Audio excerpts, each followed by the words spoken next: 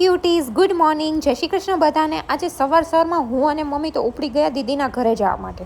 દીદીના ઘરે જતા પહેલાં આપણે બનાના લેવાના હતા તો એ લીધા. ત્યાં પહોંચ્યા તો આપણું ફેવરિટ પર્સન હાજર જ હતું. એ છે યુતિ.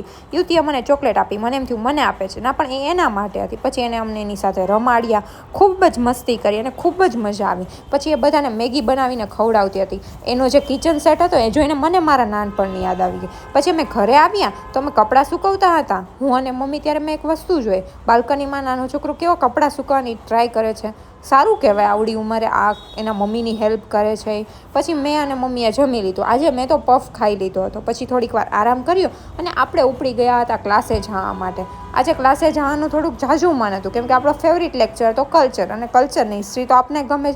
આપણે ઉપડી ગયા ક્લાસે, પછી લેક્ચર ભણ્યું અને પછી આપણે નીકળી ગયા હતા ઘરે જવા માટે. ઘરે પહોંચ્યા તો મારે અને દીપને કામથી બહાર જવાનું હતું તો હું ને દીપ નીકળી ગયા બહાર જવા માટે. કાલે મળીશું. Bye, good night.